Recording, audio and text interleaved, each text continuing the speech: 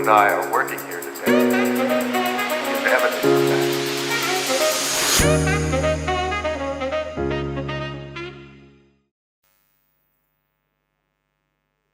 بسم الله الرحمن الرحيم، والصلاة والسلام على أشرف المرسلين خاتم الأنبياء أجمعين.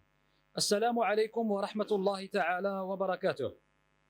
السيد المدير العام للبنك الوطني للإسكان، السيد المدير المركزي للتكوين بوزارة الداخلية والجماعات المحلية والنقل، السيد المدير العام لدواوين الترقية والتسيير العقاري، السيد المدير العام لصندوق الضمان والكفالة المتبادلة في الترقية العقارية، السادة المدراء الفرعيون، السيد رئيس مجلس إدارة المدرسة العليا لمهن البناء، السيد المدير العام للمدرسة العليا لمهن البناء، السيد مدير البحث للمدرسة الوطنية لمهندسي المدينة، السادة المدراء وممثلو وكالات الترقية العقارية العمومية والخاصة، أساتذتنا الكرام، السادة ممثلو وسائل الإعلام الوطنية، طلبتنا الأعزاء، الحضور الكريم كل باسمه وجميل واسمه، أهلا وسهلا بكم في رحاب البنك الوطني للإسكان، حيث يتشرف البنك الوطني للإسكان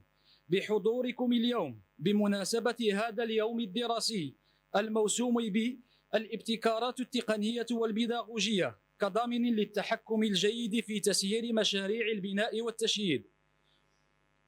إذ يتزامن هذا اليوم الدراسي مع إحياء الشعب الجزائري للذكرى 81 لمجازر 8 من ماي، حين خرج آلاف الجزائريين في مظاهرات سلمية مطالبين بحقهم المشروع في الحرية والاستقلال، لكن الاستعمار الفرنسي واجه تلك الأصوات الحرة بقمع دموي وحشي أيقظ الوعي الوطني ومهد لاندلاع ثورة أول نوفمبر المجيدة وتحرير الجزائر الحبيبة. وبنفس روح وعزيمة الأمس يواصل أبناء الجزائر مسيرة التشييد والبناء ومساعي بناء جزائر جديدة عصرية ومتطورة. ولأن المدرسة العليا لمهن البناء تسعى لأن تكون جزءا من مسيرة البناء والتشييد من خلال تقديم تكوين نوعي يستجيب لحاجيات ومتطلبات قطاع السكن والبناء، تم تنظيم هذا اليوم الدراسي برعاية شركة موبيليس الراعي الرسمي للمدرسة، ليكون منبرا للحوار والنقاش وتبادل الخبرات بين الأساتذة والباحثين والممارسين والخبراء في المجال. يستقبل البنك الوطني للإسكان اليوم باعتزاز وفخر شديد أبناء الجزائر وعقولها المتميزة الذين شرفوا أسماءهم واسم الجزائر في الخارج بمستواهم العلمي الراقي، وأبوا إلا أن يكونوا بيننا اليوم وأن يكونوا جزءا من مسيرة بناء وتشييد الجزائر. فنقل الابتكارات والتجارب الحديثة الناجحة في المجال لن يكون فعالا ما لم يكن بأيدي جزائرية تتحكم في هذه التقنيات وتفهم الواقع والسياق الجزائري وتعمل في سبيل رقي وتطور بلادنا. نستقبل اليوم في البنك الوطني للإسكان كلا من الأستاذ بديار كريم المسؤول الوطني عن تخصص مدن المستقبل وأستاذ بمدرسة المهندسين بفرنسا، ونستقبل أيضا الأستاذ يوسف سكار مدير التكوين في الطور الثاني في المدرسة الوطنية للمهن العقارية بباريس، وذلك لإلقاء محاضرتين مشتركتين بمناسبة هذا اليوم الدراسي، فلنرحب بهم جميعا.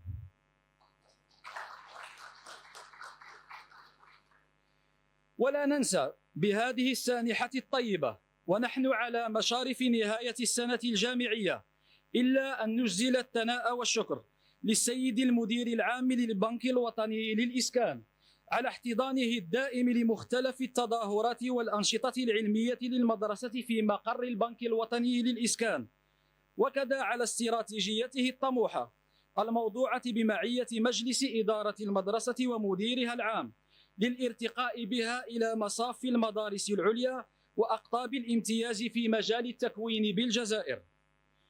ولإلقاء الكلمة الترحيبية وإعلان الافتتاح الرسمي لهذا اليوم الدراسي ندعو السيد المدير العام للبنك الوطني للإسكان فليتفضل مشكورا.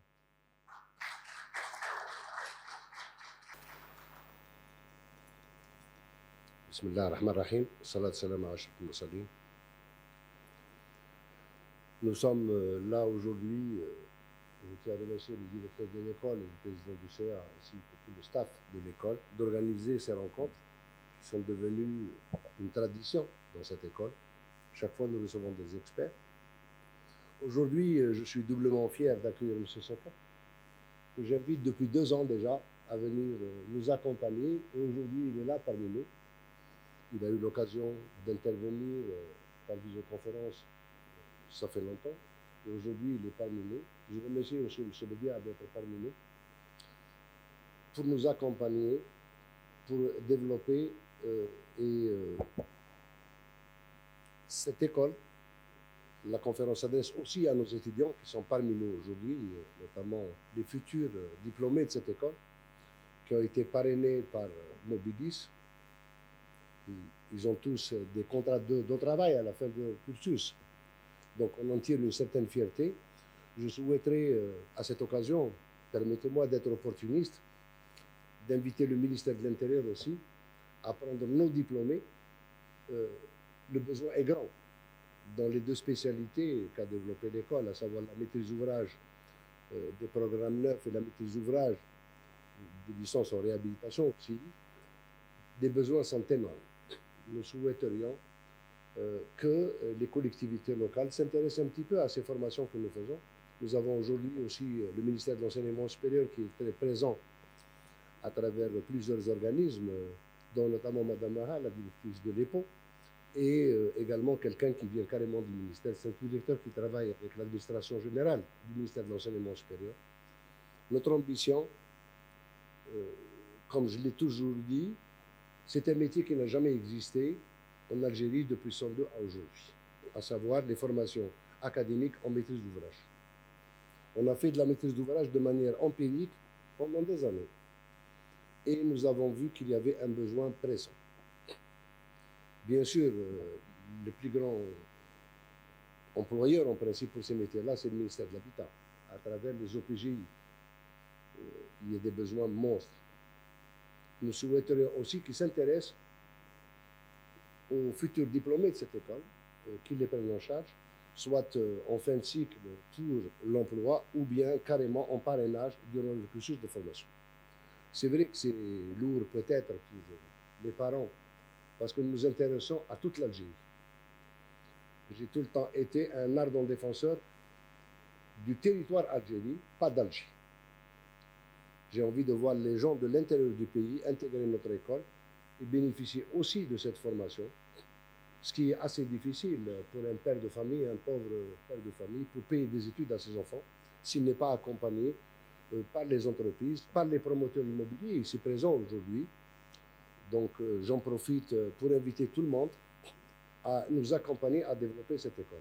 Nous avons eu un avantage, je pense, avec l'école des métiers de la ville du ministère de l'Intérieur, puisqu'on va créer une passerelle peut-être. M. Omadi, les gens de l'Intérieur le savent mieux que moi et le directeur d'école savent, pour que les futurs diplômés fassent aussi un master dans la gestion des villes à l'école Tlemcen, qui appartient au ministère de l'Intérieur. Le diplôme vient d'être agréé également par la fonction publique, donc il sera accepté par la fonction publique. Donc c'est des avantages qui me semblent louables et je souhaiterais que tout le monde nous aide à développer cette école. J'ai fait de la maîtrise d'ouvrage pendant assez longtemps et je sais que nous n'avons aucune compétence dans ce domaine, une compétence académique. Les gens sont formés sur le terrain, avec bien sûr tout ce que ça comporte comme risque, aussi bien pour le budget de l'État. C'est des gens, des collectivités locales, nous-mêmes, nous gérons l'argent du trésor public. Donc on fait prendre le risque à l'argent public, bien sûr parfois en bien, parfois en mal. Mais je préfère dire que nous attendons que cette école prenne sa place, toute sa place dans l'espace de la formation. Je remercie encore une fois les gens de l'EPO, les collègues d'EPO qui nous ont accompagnés à monter ce programme de formation et à le faire accepter par la Commission nationale, ce qui n'a pas été facile du tout. J'espère qu'on va réussir ensemble. Je souhaite encore une deuxième fois, la bienvenue à M. Sakar et M. Bédiar d'être parmi nous. Ils vont faire 2 conférences. J'espère qu'on en aura d'autres à l'avenir. On a aussi l'ambition de créer de nouveaux diplômes avec cette école. Nous réfléchissons actuellement à la gestion immobilière où il n'y a pas du tout de formation dans ce domaine.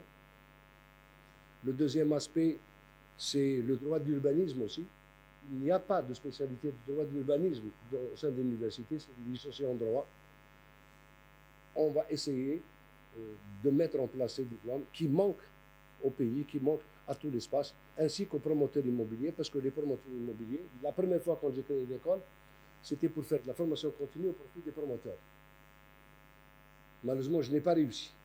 Je considère que c'est un échec. Peut-être par ma faute, parce que je ne me suis pas rapproché des promoteurs. Je préfère dire les choses comme ça.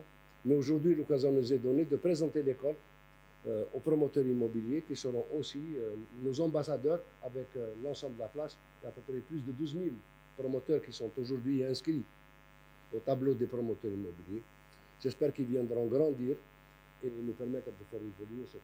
Je vous remercie beaucoup et bon courage à vos travaux. Je ne crois pas au hasard, je ne crois qu'au signe. Nous sommes au lendemain d'une journée historique dans l'histoire de notre pays, le 8 novembre. Et finalement, le 8 novembre, dans le sang et les larmes, est né l'esprit du 8 mai. Vous allez comprendre le lapsus. C'est au sein du 8 mai qu'est né l'esprit du 1er novembre 1954, dans les larmes et la douleur. Et finalement, ce combat est un combat permanent. Ce combat pour la souveraineté de notre pays. Tout ce qui peut contribuer à le renforcer, à le défendre, à élargir le champ des possibles offerts à notre nation, c'est à chacun d'entre nous d'y contribuer. Donc le combat a commencé il y a quelques décennies, porté par ceux qui nous ont précédés. Le devoir qui est le nôtre, c'est de prendre le relais, chacun avec le positionnement qui est le leur. Et le nôtre, c'est de penser, en termes d'expertise, d'accompagner, de faire émerger ce qui nous semble être le meilleur pour notre pays et pour son avenir. Le président de la République et ma démarche, est, pour paraphraser mon ami, est apolitique. Si j'avais un parti, c'est l'Algérie, quel qu'il soit. C'est d'abord l'Algérie. Donc, il n'y a pas d'Algérie nouvelle, il n'y a pas d'Algérie de demain sans école de demain. Il n'y a pas d'Algérie nouvelle sans nouvelle entreprise. Il n'y a pas d'Algérie de demain sans un décloisonnement entre ces deux mondes qui ont, pendant trop longtemps, vécu chacun dans son couloir. Donc, il convient non seulement de casser, d'abattre les murs qui sont érigés entre le monde de l'entreprise, du marché et celui de la formation et de l'éducation. Il faut casser le mur, récupérer les pierres, bâtir des ponts et des passerelles entre ces deux mondes. C'est ce qu'a, d'une certaine façon, c'est ce que tente de faire notre cher Ahmed Belaghat. Et je pense que l'initiative mérite vraiment, vraiment d'être saluée. S'opposer, c'est bien, proposer, c'est mieux. Donc l'idée, c'est d'être force de proposition et d'y contribuer et de voir quel est le nôtre. Dès lors qu'un savoir-faire vertueux est avéré, non seulement il faut le faire savoir, mais y contribuer. C'est à la fois notre engagement, notre responsabilité et notre honneur. Donc, c'est dire à quel point nous sommes extrêmement reconnaissants, être fiers d'avoir été sollicités pour accompagner cette magnifique initiative. Nous allons vous parler aujourd'hui, avec mon très cher frère et ami Karim Bédiar, d'innovation technique, technologique et pédagogique au service du pilotage des projets de construction, avec une dimension managériale. Ensuite, on pourrait se dire, bon, quel est le lien entre le management et l'innovation? Quel est l'intérêt? L'innovation, on pourrait à tort l'enfermer dans une dimension technique ou scientifique, mais pas que, parce que ces outils, en réalité, sont au service du management. Ils sont au service de la finalité d'un projet. Un projet ne peut être maîtrisé que si on mobilise l'ensemble des ressources pour permettre d'atteindre l'objectif escompté, tel qu'il a été pensé initialement. Et l'innovation, ce n'est pas une fin en soi, c'est une innovation au service d'une finalité. Et le moment venu, M. Bédiar en parlera infiniment mieux que moi. Pourquoi est-ce que l'on associe pédagogie, innovation, construction? C'est ce que je disais préalablement, décloisonner les deux mondes. C'est ensemble, en bonne intelligence, le monde de l'entreprise dans l'acception large du terme et le monde de l'école dans l'acception large du terme, qu'il convient d'avancer main dans la main si on veut faire évoluer les choses. M. Benarayat a dit un mot important, mobiliser, impliquer, rassembler. Je pense que nous devons oser. Nous devons être ambitieux. Pourquoi je dis ça? Je parle sous le contrôle des éminents représentants des différents ministères, administrations. Nous devons aussi être force de proposition pour faire évoluer les politiques, pour faire évoluer le législatif. C'est ensemble, si nous sommes alignés, que nous pourrons faire durablement évoluer les choses. Et nous verrons le moment venu comment illustrer mon propos par des exemples très concrets. Je vais laisser Karim me présenter. Salam alaikum. Je ne vais pas paraphraser mon ami Youssef, je suis ravi. Vous pouvez imaginer à quel point de l'intérieur d'être parmi vous. Alors, présenter Youssef, c'est compliqué, c'est un ami.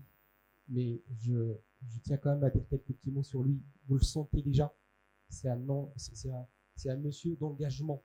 Déjà, il aime son pays, ça c'est un point commun et c'est indiscutable.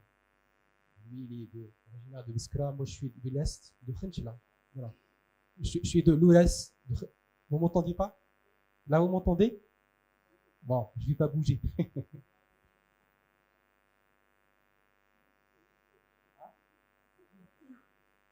Le pupitre?